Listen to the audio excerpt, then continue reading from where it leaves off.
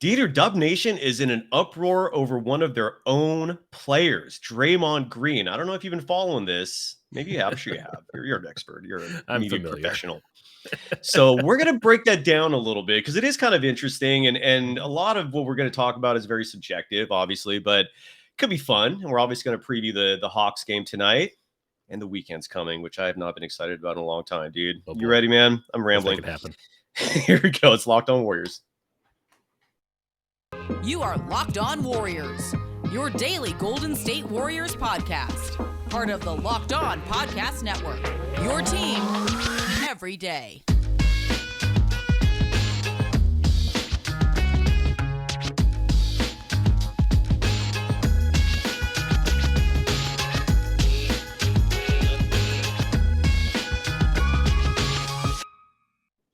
That new open makes me dance. Thanks for making Locked On Warriors your first listen every day. We're free and available wherever you get podcasts. And today's episode is brought to you by Top Shot, more specifically NBA Top Shot. NBA Top Shot, the future of being an NBA fan. Own officially licensed rare NFTs of the greatest moments from NBA history. Sign up today at lockedon.nbatopshot.com. He is Dieter Kurtenbach. You can follow him on Twitter at Dieter. You can follow me, Cyrus Saatsaz, on Twitter at DogSurfRoadshow.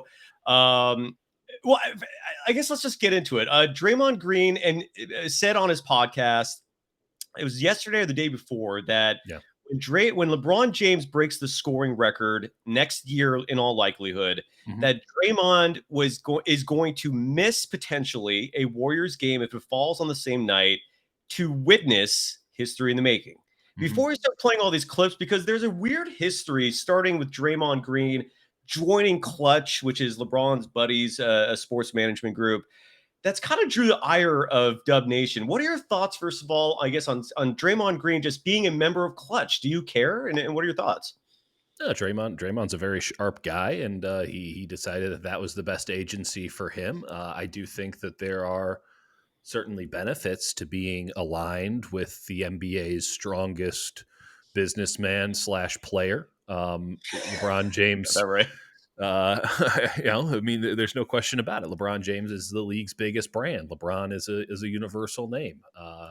And Clutch Sports is it's not some mom and pop thing. That is one hell of an enterprise that they have going on. And Rich Paul is one hell of a businessman. I don't have any allegiance to them. I also don't have any reason to bash them, really. I mean, I think that how about we go into the clips and then I'll kind of share it, because I have kind of one big takeaway and not a lot of tentacles off of it. And I don't want to necessarily use the heavy artillery early. Fair enough. No, that's very fair. And so basically, like, LeBron James, Phil Jackson infamously a few years back, and maybe it was even more than a few. Oh, yeah. He infamously referred to LeBron James's little crew as his posse, which drew a lot of criticism. Some people, said there were maybe racial connotations to that. I didn't see that personally, but I could also understand people being upset by it. And among his group, you mentioned one name, Rich Paul, who is the primary head of Clutch. Then he has another close friend, Maverick Carter, who I believe handles more of his media ventures, if I'm not mistaken, and all the little exciting things they're doing with videos, with movies. Space Jam sucked so hard. It was such a bad movie. So hard. But my stepkid who's 10 loved it. That's a weird thing, right? Is my stepkid saw that. I made him watch the first one because I was so offended that he liked it.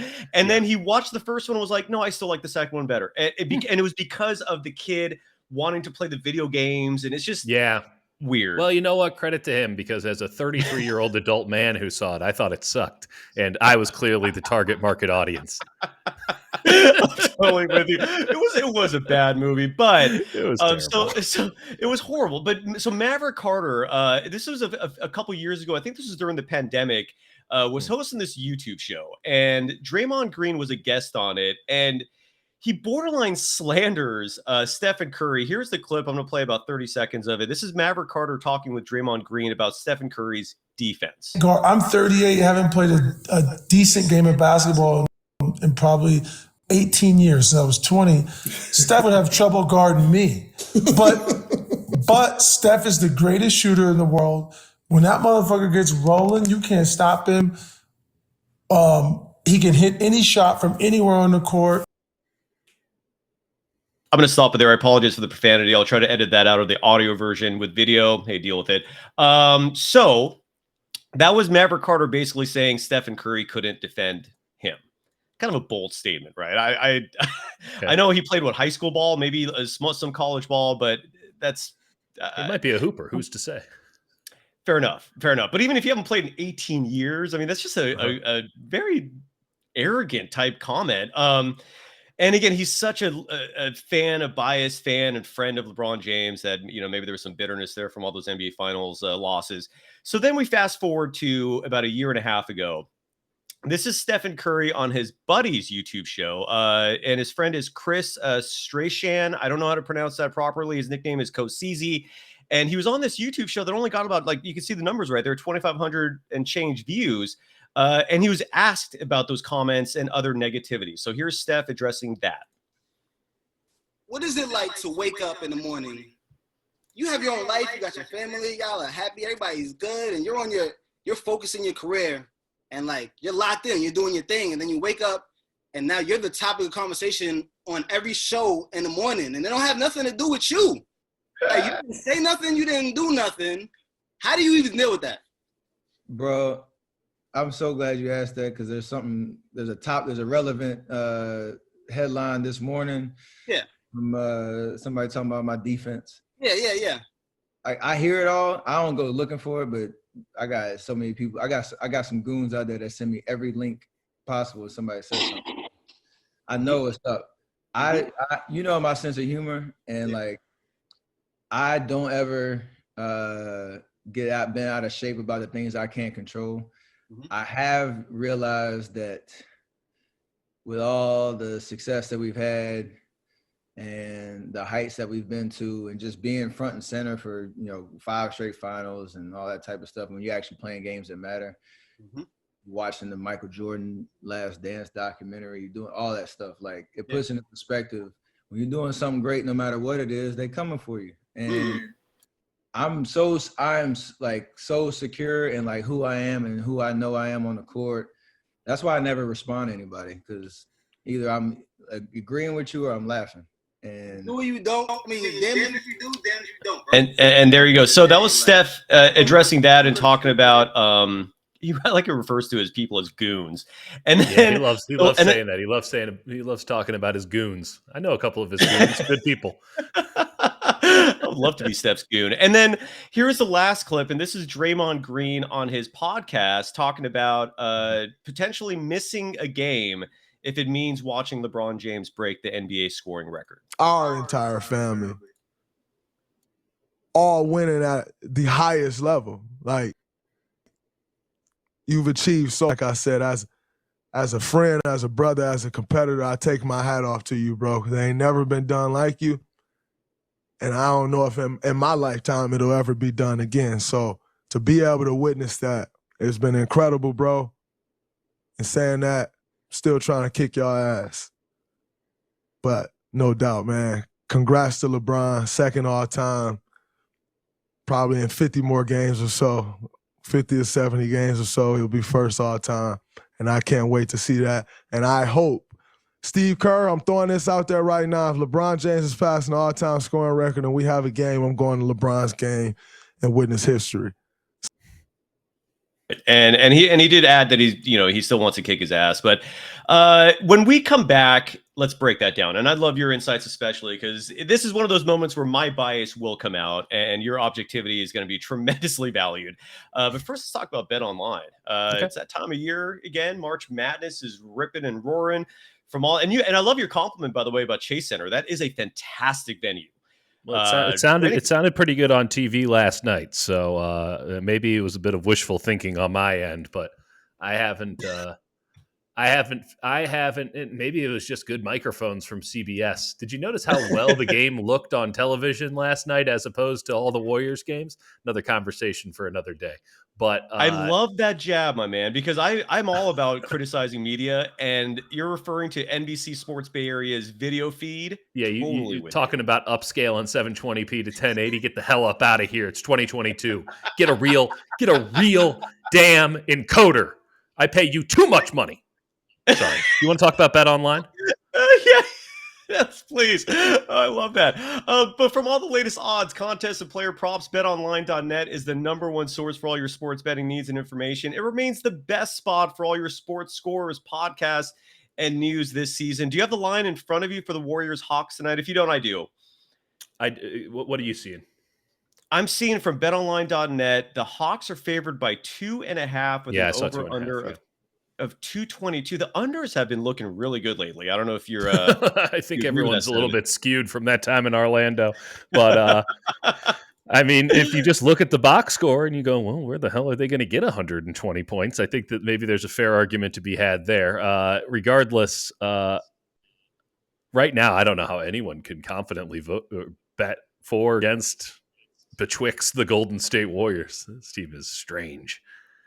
Unpredictable. There's no doubt about That's that, right. which That's is the right word. poison for the gambler. And it's not just basketball, though. With BetOnline, it's your continued source for all your sporting wagering information needs, including live betting and your favorite Vegas casino games. Head to the website today or use your mobile device to learn more about the trends in action. BetOnline.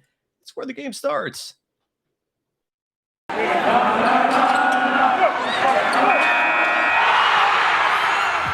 are Locked On Warriors, your daily Golden State Warriors podcast. Part of the Locked On Podcast Network, your team every day.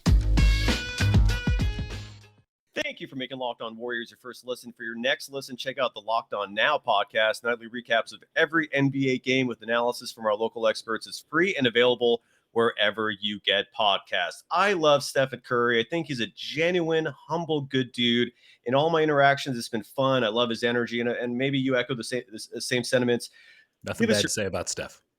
Yeah, exactly. But so, what are your thoughts on Draymond Green's comments? It might have been in jest, but I mean, dude, he was like fanboying LeBron, man. What are your thoughts on all this? Him and LeBron are tight, and I think that Warriors fans. Here's what I wanted to say before we went into those videos, and I think it would have undercut the point of the videos, which is a fair enough point to make because we do want to try to get to the bottom of something that seems to be bothering Warriors fans out there. But I think what's really bothering Warriors fans, if we're being truly honest about this, is that they have their tribe, and that tribe doesn't directly align with the tribes that exist inside the NBA. Warriors fans, their tribe is, I root for this team, and I ride hard for all the players on this team. But in the NBA, there are a lot of different tribes. And I think back to something Bob Myers has said a million times over. They're just subcontracting out basketball players. These are guys working second jobs. When they had KD and Steph, both of those guys were making $35 million a year, $50 million a year from shoe deals. KD making a ton of money from Nike. The shoes have gotten worse, I would like to note. KD, come at me on that one in the DMs. But because what was it, the 9 or the 10, the one with the laces on the outside, that was a clean-ass shoe. It was fine shoe, marvelous shoe. Latest iteration's not so bueno. But Steph was Under Armour's number one dude, still is, got his own sub-brand now.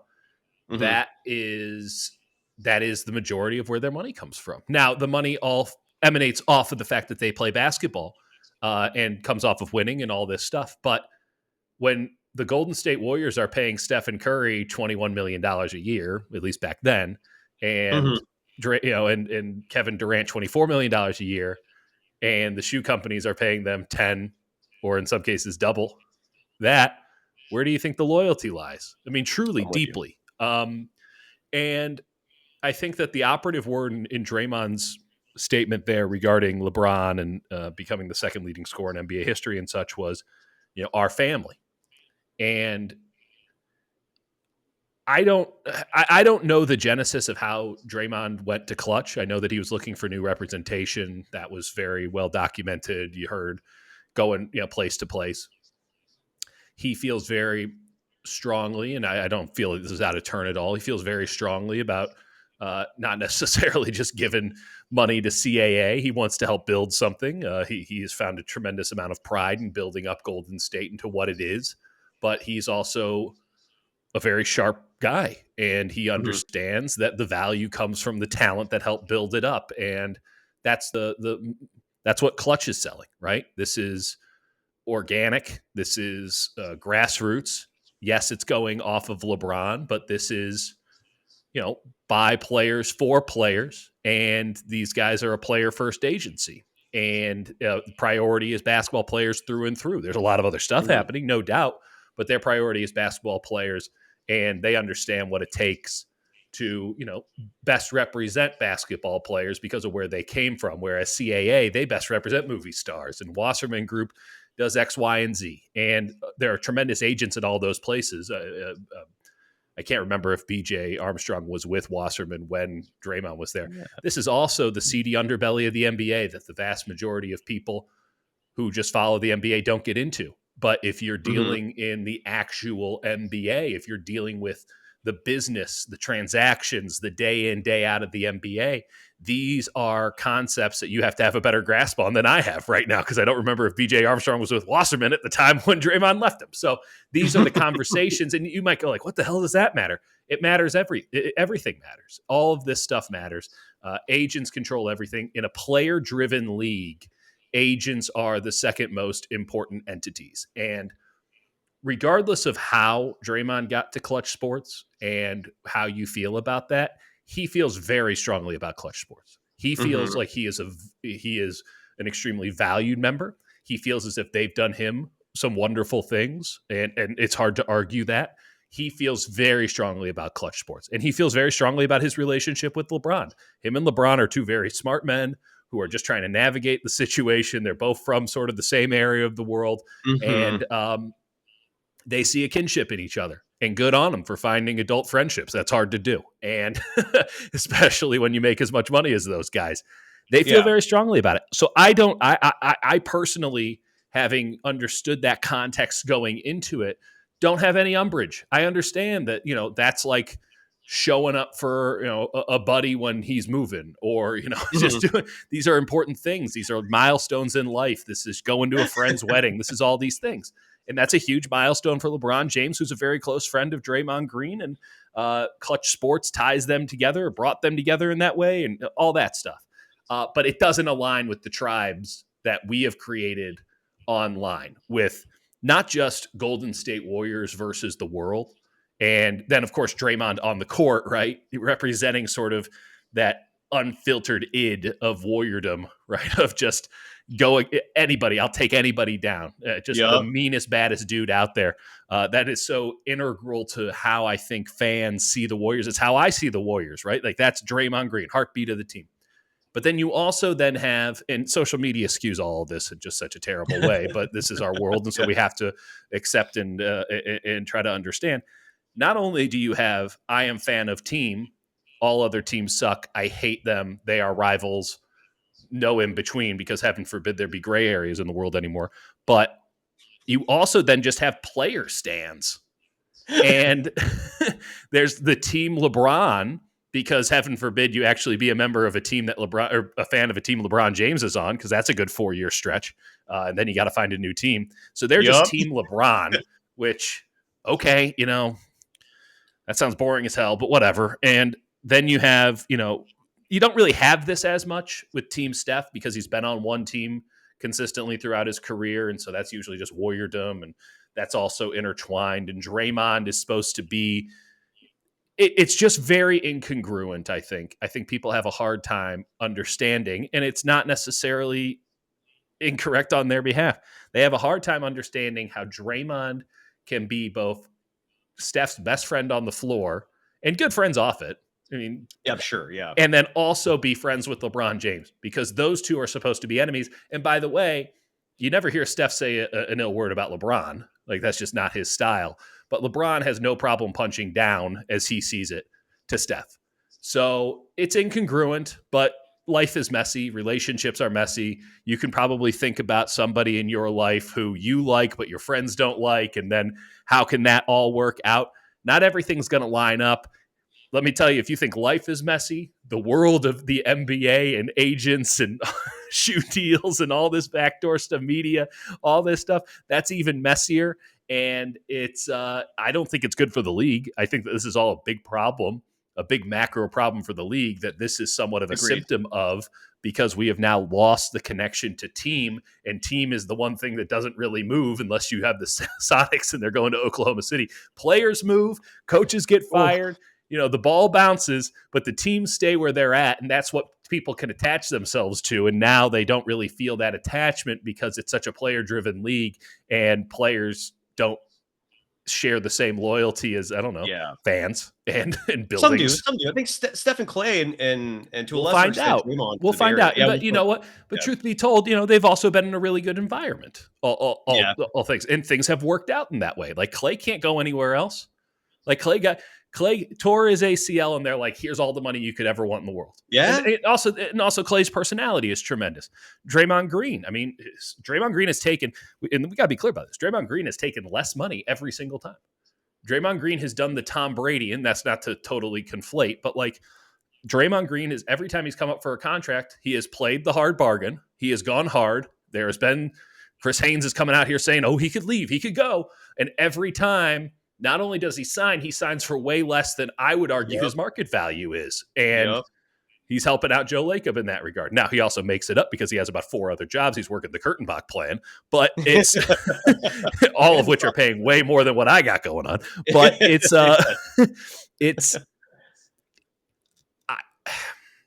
the social media game doesn't allow for much nuance, and it certainly doesn't allow for a complex situation. And these situations are highly complex. And I think that Draymond should have been smart enough, and maybe he was. I mean, this is the other way to look at it. You would say, Draymond, come on, man. You kind of stepped it in there. You should be smart enough not to go out here and kind of make that stink. But that stink also got everyone subscribing to The Volume and the Draymond Green Show, which, by the way, day one listener. And, it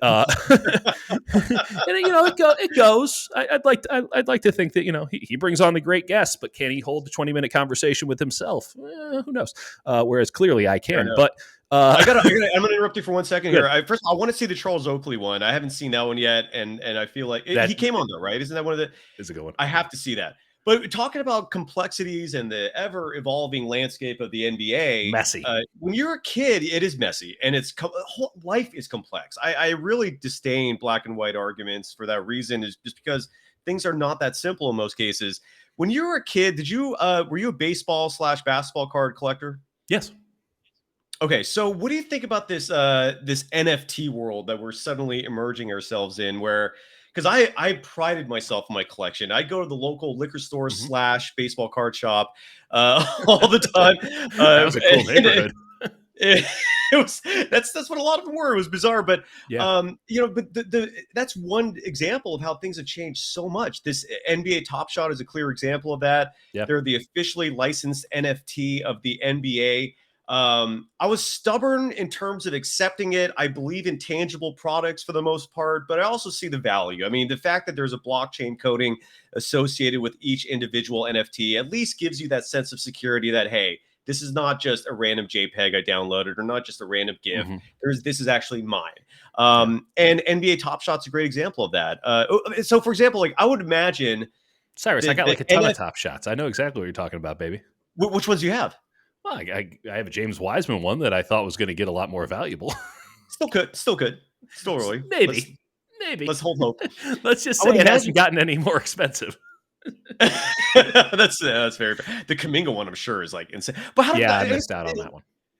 Yeah, that would be a gem. The Moses Moody one still might, but this is the future of what an NBA fan looks like now. It's part trading cards. That's what these are. It's akin to the stock market for the NBA, where you're seeing the value go up and down. It's Bitcoin of trading cards. I think that's the best way you can kind of explain these things, where there's no set value. It's dependent on the value of the actual individuals within it and the scarcity of it. It's great for fantasy sports. And they even have an airline loyalty program for the NBA. They flew out collectors to Game 5 of the NBA Finals last year when you got investors like Michael Jordan and Kevin Durant, even Will Smith, Harrison Barnes, or Harry, as you like to call him. I still laugh every time I think of that. Yeah, Harry Barnes. It's there you go. This is a real thing, and it's here now. So NBA Top Shot is the future of being an NBA fan. Own officially licensed rare NFTs of the greatest moments from NBA history. Sign up today at lockedon.nbatopshot.com. Again, that is lockedon.nbatopshot.com. And today's episode is also brought to you by our tried and true sponsor, Built Bar. Which is James Wiseman, eat some of those, man. That NFT value needs to go up for Dieter because this gig economy, man, he needs help. And I need help. I'm not just speaking about you, I'm speaking about everyone. But Built Bar makes you feel good. It's nutritional, where it's got high protein, low sugar. Is cookies and cream still your favorite? Have you tried that white chocolate one yet? I know we talked about that last time. I haven't. Get at me, Built Bar. Exactly. Send me some too, please. I want that white chocolate cookies and cream. That is looking really good.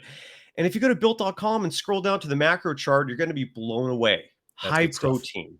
It is, man. Low calorie, high fiber, low carbs. Most Built Bars have just 130 calories, nearly half of what a candy bar has, yet just 4 grams of sugar compared to nearly 30 on average with your candy bar. And on top of that, you're getting 17 grams of protein. I always say I love them because I'm not gorging. I feel full after I eat them, and I know I filled myself with something that is not toxic. So go to built.com, use the promo code LOCK15 and get 15% off your order. Again, the promo code is LOCK15 for 15% off at built.com.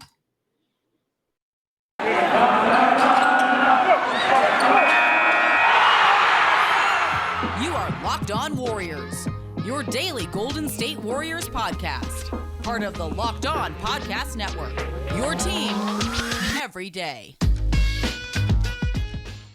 Thank you for making Locked On Warriors your first listen every day. We're free and available wherever you get podcasts. I completely agree with your sentiments regarding Draymond Green. And the Nike thing is huge. I feel like that's where my gripe with LeBron ultimately is that he has tremendous influence on the NBA. Like you see Too much. Clearly, too much. He has too much influence. Way too much. And I think the Nike thing is a huge part of it. I really think these shoe deals, and Michael Jordan is a billionaire, not because of his playing career, but because of Nike. And I wonder sometimes if Stephen Curry does not get that same favoritism because of Under Armour, man. I really do think the financial motive and profit that comes from these shoe deals influences and plays a part in all this. Whatever, I digress. That could be for another show. But regarding the Draymond Green stuff, do you think he should have maybe spoken out and defended Steph a little more when Maverick insulted the defense? Nah, I don't. I don't read into any of that stuff.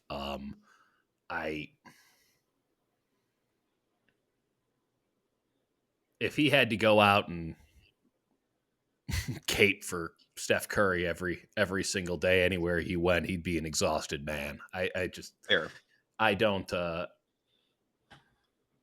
First off, it's hyperbole. He's trying to make a point. You know, if Draymond wants to get pedantic and be like, well, no, he could guard. Like, no, duh, he could guard you. I think that I hear it. The point that he was making is that Steph is not a lockdown defender. He's not somebody who's a two-way star.